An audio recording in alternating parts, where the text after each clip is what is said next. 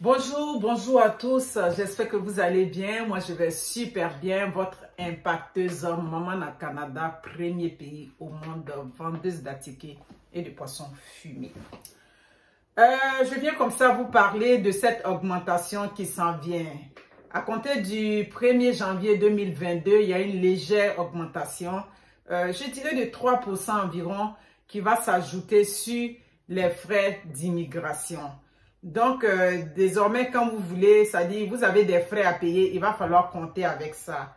Dans tous les cas, mettez-vous sur des forums où on parle d'immigration, tout et tout. Vous allez savoir que déjà, quand il y a une information qui arrive, vous serez, comme on dit, à l'affût de vos informations au niveau de l'immigration pour tous ceux qui ont des dossiers d'immigration. Que ce soit avec nous, ailleurs, tout et tout. Bref, mes informations de l'immigration, je les donne généralement pour tout le monde. Donc, comme je disais, ces frais-là, ça va être de 3%. On va aller par secteur. On va partir pour les investisseurs, qui est de 15 962 $ en ce moment, qui va passer à 16 300, je dirais 83 $. C'est ce montant-là que désormais, les investisseurs, vous allez devoir débourser. On va aller aussi les entrepreneurs et travailleurs autonomes. Il y a un montant de 1113 $ que vous devez payer sans compter la preuve de fonds. Vous savez que quand tu es travailleur, tu es entrepreneur autonome, tout et tout, on va aller parler de 50 000 $ que tu dois pouvoir donner comme preuve de fonds qui prouve que tu es vraiment entrepreneur, tu es vraiment travailleur autonome. Donc, il y a de 113 $ que vous payez en ce moment qui va passer à 1142 $. Ensuite, les travailleurs qualifiés qui est de 822 $, ça va maintenant passer à 844 $.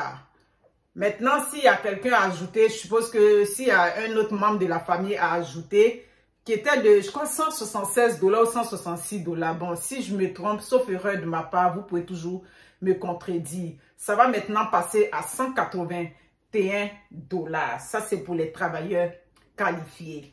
On va aller maintenant parler des travailleurs temporaires. Travailleurs temporaires, c'est ceux qui rentrent ici sans chose, comment on appelle ça, sans la résidence permanente, souvent ceux qui viennent pour les cueillettes ou bien même n'importe quel job, même tu peux avoir ça comme travailleur temporaire, mais seulement que tu n'as pas la résidence quand tu rentres. C'est après que tu vas chercher la résidence, bien évidemment, si tu veux rester.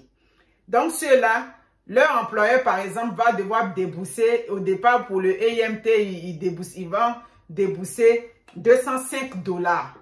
Maintenant, c'est passé à 210 $. Le IMT, c'est quoi? L'étude sur l'impact du marché du travail, c'est ça. Voilà. C'est ce formulaire-là que tu vas remplir pour prouver au gouvernement, pour certifier au gouvernement que le travail que tu proposes à l'international, tu as déjà cherché du personnel ici. C'est parce que tu n'as pas eu de main-d'œuvre là que tu affiches ce poste-là à l'international. Donc, vous comprenez. Ça va passer maintenant à 210 $. Donc, il y a tout ça. On va aller maintenant enfin parler de l'évaluation comparative. Ouais, l'évaluation comparative, vous savez que pour évaluer vos diplômes quand vous êtes à l'extérieur du Québec, maintenant, ça va passer à mon temps là, oh my God, ça a augmenté. En mon temps, je crois que c'était 83 $ quand nous on rentrait au Québec. Maintenant, c'est 123 $, donc ça va encore augmenter à 126 $. Oui, comme je disais, au lieu d'attendre arriver ici d'abord avec la liste d'attente, parce qu'au Québec, tout est liste d'attente ici. Donc, profitez là-bas. Si vous êtes déjà avancé, que vous avez déjà eu la résidence, vous profitez déjà pour faire votre évaluation comparative. Là, en venant déjà, vous savez à quoi équivaut déjà votre diplôme. Vous avez déjà c'est-à-dire les résultats de vos équivalences. Si vous voulez retourner aux études, automatiquement, vous savez où vous orienter. Parce qu'il y a certains points où eux, ils demandent déjà, il faut vraiment l'évaluation, le résultat de l'évaluation pour faire les inscriptions dans les écoles. Donc, c'est mieux de faire ça pendant que vous êtes déjà à l'extérieur. Si vous avez déjà eu votre résidence permanente et que vous êtes en attente, profitez-en pour le faire. C'est la même chose. Que tu sois ici ou là-bas, tu vas payer de l'argent pareil. Donc, c'est ça. Concernant les contrats, c'est ça. Je tenais à vous dire, je reçois toujours des questions, l'impacteuse, les contrats. Les contrats, j'en fais plus la promotion, comme je vous ai dit. j'en fais plus la promotion. D'ailleurs, ceux qui sont ceux qu'on attend, pour qui on attend toujours, ben on attend. Ah oui, Québec en a parlé aujourd'hui, c'est clair, c'est une évidence que ce problème-là, il est vraiment politique. Parce que cette lourdeur, ça dit que c'est long délai de traitement des dossiers. C'est vrai dans tout le Canada au niveau de l'immigration, ça coince, mais Québec, c'est exagéré. Mais hier, dans les nouvelles du soir, ils en ont parlé. On attend toujours, on vous demande de la patience. Tu vas faire quoi? Il y a des gens même, ils ont déjà eu, ils ont fait comment on appelle ça, la biométrie, tout et tout. Les passeports sont à Dakar depuis 9 mois. Donc, que voulez-vous? On attend tous, on n'a pas le choix. Donc, c'est ce que je peux vous dire. Ne baissez pas la garde, ne perdez pas vos espoirs. Comme je dis au Canada, pour arriver ici, là, c'est pas concours, c'est pas premier arrivé, premier, c'est pas ça. Tu peux arriver avant lui qui était là, et puis tu arrives, et puis Dieu, ça dit que ta place va être faite. Le jour que toi tu es rentré, c'est que pour toi va sortir. C'est ça qui est clair. Donc, ne désespérez pas.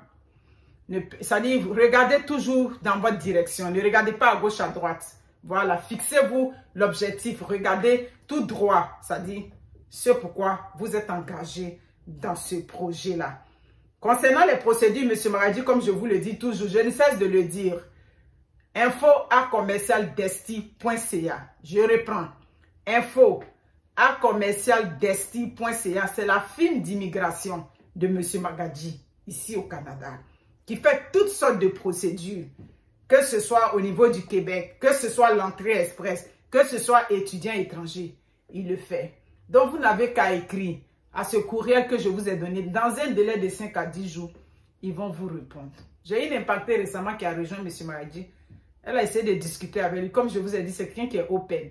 Tout ce que vous voulez savoir, vos craintes que vous avez, il va mieux vous répondre. Parce que moi, là, je pense que j'ai déjà fait ma part avec vous. J'ai tout expliqué.